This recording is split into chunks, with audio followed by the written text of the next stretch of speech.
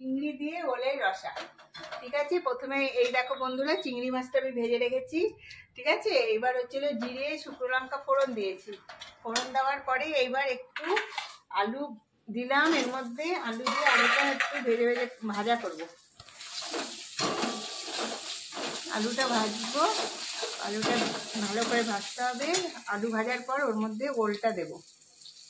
দেখো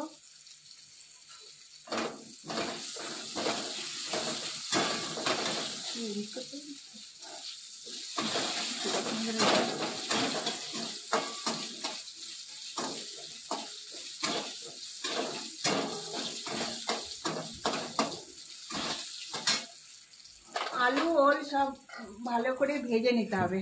একটু ভালো করে ভাজা হলে তবে ওর মধ্যে মশলাগুলো দেবো। তোমাদের তোমরা দেখতে থাকো।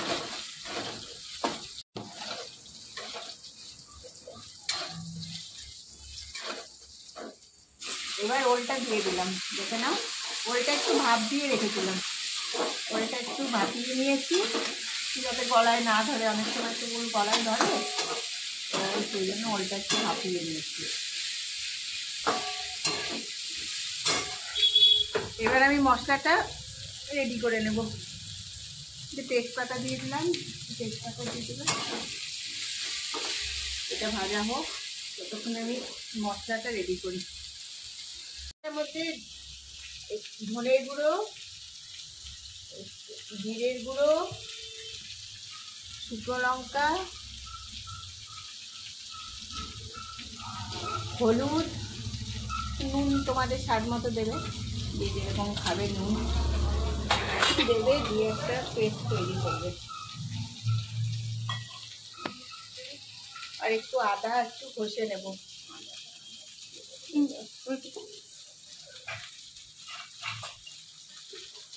একটু আদাটা গ্রেটারে গ্রেট করে নিলাম।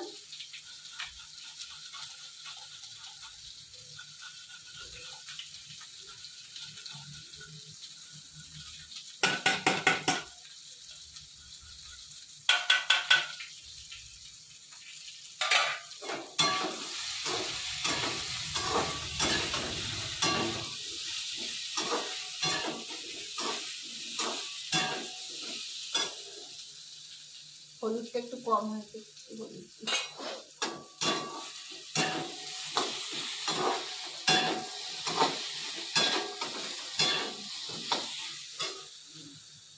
মশলাটা এবার দিয়ে দেবো।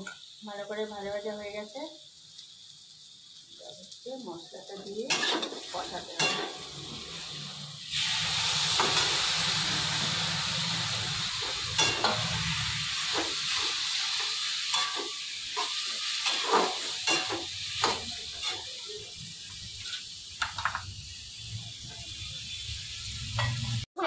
ভালো করে দেখো কষাচ্ছি। এবার চিংড়ি মাছটা এর মধ্যে দিয়ে আবার কষাতে হবে। এবার এই ভাজা চিংড়ি মাছ যেগুলো আমি ভেজে রেখেছিলাম, চিংড়ি মাছগুলো, সেই চিংড়ি মাছগুলো এবার একটু এখানে দিয়ে দিচ্ছি। চিংড়ি এই দেখো দিয়ে দিলাম।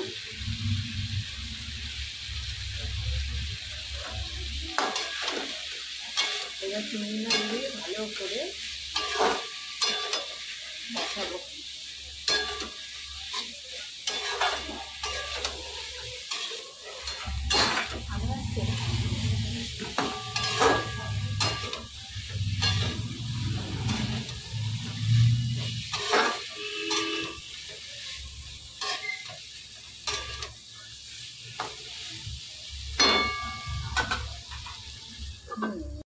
আবার একটু গরম জল দিয়ে আবার একটু কষাবো। এটা একটু কষাতে হবে ভালো করে, একটু কষালে পরেই টেস্ট হয় বেশি। যত কষাবে তত টেস্ট। ঠান্ডা লেগেছে কিন্তু আইসক্রিম খাওয়া ছাড়ছি না। এই দেখো বন্ধুরা, খুব ভালো করে কষানো হয়ে গেছে। এবার একটু কষাই তেল বেরিয়ে আসবে। আমি একটু অল্প তেলেই রান্না করি, আমি আবার বেশি তেল দিই না। আমরা একটু তেল খাওয়া কম খাই, তোমরা বেশি দিতে পারো যারা বেশি তেল খাও, কিন্তু অল্প তেলে আমি রান্না করতে ভালোবাসি।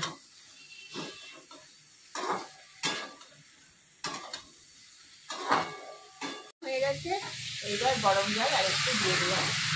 এবার তুমি জলের পরিমাণটা এবার কতটা গ্রেভি রাখবে, মাখা মাখা করলে একটু কম দেবে, আর যদি একটু ঝোল ঝোল করো সেটা তোমাদের উপরে, তোমরা কীরকম পছন্দ করবে, যে যেরকম পছন্দ করবে গ্রেভি সেরকম রাখবে। আমি একটু মাখা মাখা করবো তাই অল্পই দিলাম, সব কিছু সেদ্ধ হয়ে গেছে ভালো মতো। এটা একটু ঢেকে দিই, 5 মিনিট ফুটুক, তারপরে গরম মশলা দিয়ে নামিয়ে দেবো। ঘি গরম মশলা গুঁড়োও দিতে পারো, শাহি গরম মশলার গুঁড়ো। আমার একটা গুঁড়ো করা নেই, তার জন্য আমি একটু থেতো করে দিয়ে দেবো।